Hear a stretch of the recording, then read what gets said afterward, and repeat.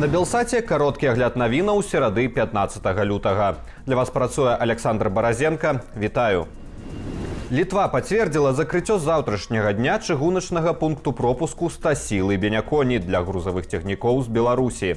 Рух цягнікоў будзе магчымы толькі праз пункт пропуску Кяна-Гудагай.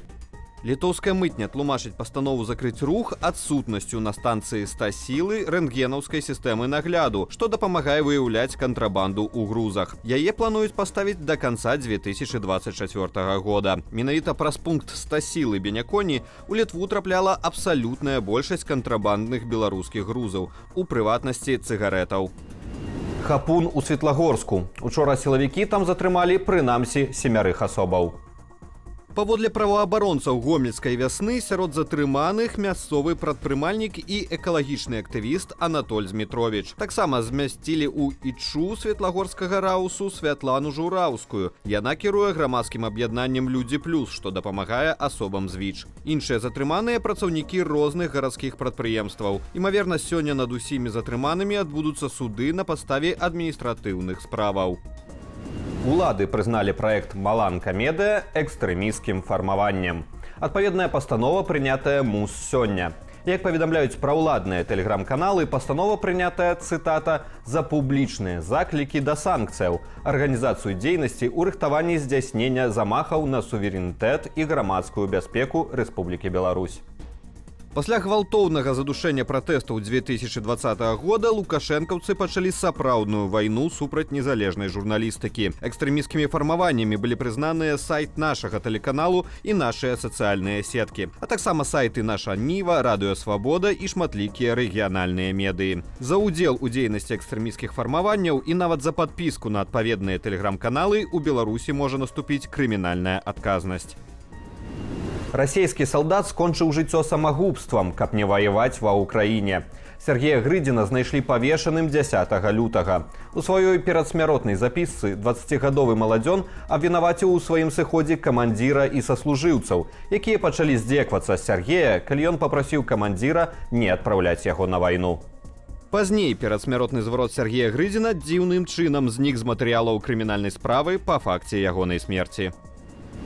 Былы прэзідэнт Міжнароднай федэрацыі хакею Рэнэ Фазель атрымаў расійскі пашпарт. Пра гэта піша выданне «Інтэрфакс». З іх словаў, разам з грамадзянствам Расіі Фазель набыў 54% кампаніі «Алмаз Холдынг», што займаецца вырошчваннем яблыкаў у Краснодарскім краі.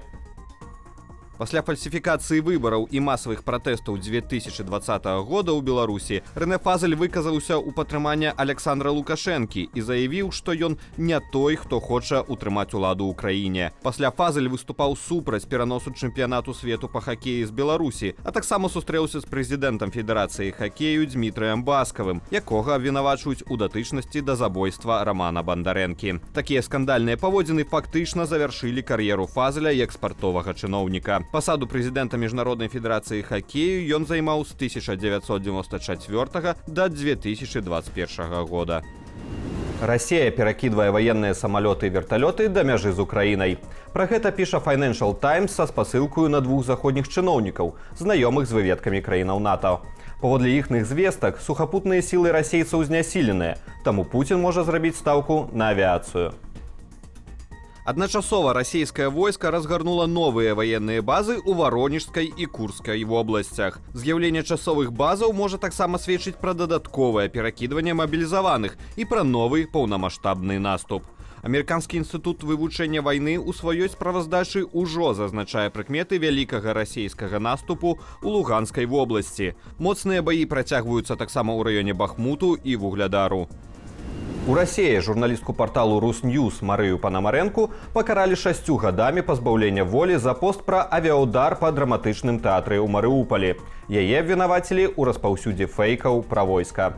Пры гэтым абвінавачванне прасіла для Панамарэнкі 9 гадоў калоніі. Журналістка ў сваім апошнім слове сказала, што, цытата, «ніколі ніводны таталітарны рэжым не быў такі моцны, як перад крахам». Таксама яна дадала, што не лічыць сябе злачынцаю. Колькасць загінулых ад землятрусу ў Турцыі і Сірыі перавысіла 41 000. У Турцыі з-пад завалаў выратавалі больш чым 8 000 асобаў. Пошукава-выратавальныя аперацыі ў зоне землятрусу дагэтуль працягваюцца. Пакуль застаецца хаця б тэарэтычны шанс знайсці пацярпелых жывымі. Учора беларускія ратавальнікі, якія дапамагаюць разбірацца з наступствамі катастрофы, выцягнулі з-пад руінаў 2 жывых людзей. Яны заставаліся пад заваламі больш за 8 дзён. Расійскія кнігавыдаўцы пачнуць выпускаць пераказы міжнародных бестселераў.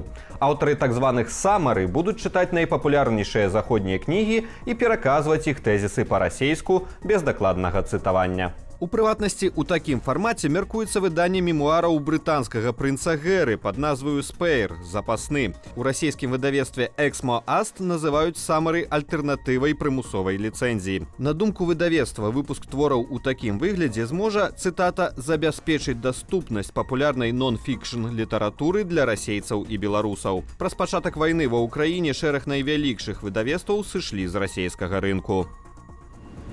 І гэта ўсе навіны на гэтую хвіліну. Падрабязней у вечаровых выданнях «Аб'ектыву» і студыі «Белсат». Я жа захвочу вас ставіць лайкі, каментаваць і дзяліцца нашым выданнем, каб яго пабачылі як мага болей гледачоў. Беражыце сябе і заставайцеся з «Белсатам».